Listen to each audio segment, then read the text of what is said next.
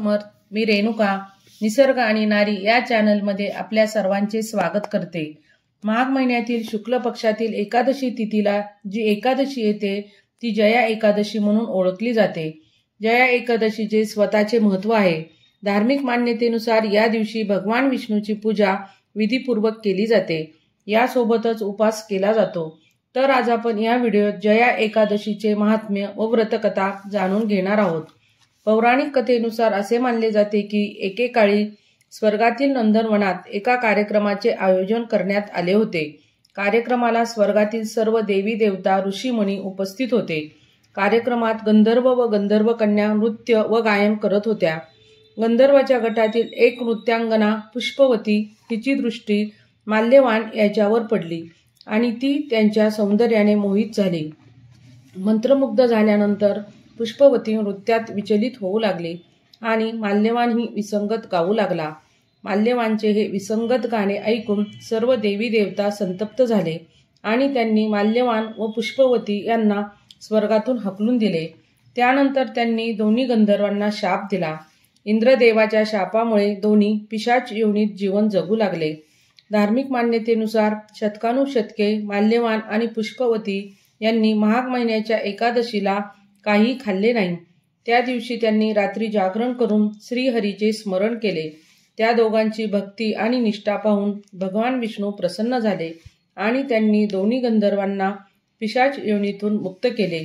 त्यानंतर सर्व संकटापासून निवारण आणि मुक्तीसाठी जया एकादशीचे व्रत केले जाते। पद्मपुराणात भगवान श्रीकृष्णाने सांगितले आहे की जो कोणी या एकादशीचे व्रत पाळतो त्याला वेदनादायक पिशाच जीवनापासून मुक्ती मिळते, म्हणजेच त्याला या जन्मात जावे लागत नाही। राजा हरिश्चंद्रानेही जया एकादशीचे व्रत करून आपल्या जीवनातील घटना आत्मसात केल्या होत्या। जया एकादशीचे व्रत पूर्ण विधीपूर्वक केल्यास भगवान विष्णूचा आशीर्वाद सदैव तुमच्या पाठीशी राहतो असे मानले जाते। यासोबतच सर्व पापांपासून मुक्ती मिळते। या दिवशी भगवान विष्णूंना फुले, तुळस, गंध नैवेद्य अर्पण करून ओम नमो भगवते वासुदेवाय या मंत्राचे किंवा विष्णू सहस्रनामाचे पठण करावे। माघ महिन्यात भगवान श्री विष्णूच्या माधव रूपाची पूजा केली जाते। यासोबतच या एकादशीला उपेंद्राच्या रूपात देवाची पूजा केली जाते। माघ महिना असल्याने या तिथीला सूर्यदेवाची विशेष पूजा करावी। या दिवशी उपवास आणि पूजा केल्याने मनोकामना पूर्ण होतात। भगवान सूर्याच्या सहस्रांशू रूपाची पूजा करावी, त्यामुळे आरोग्य चांगले राहते।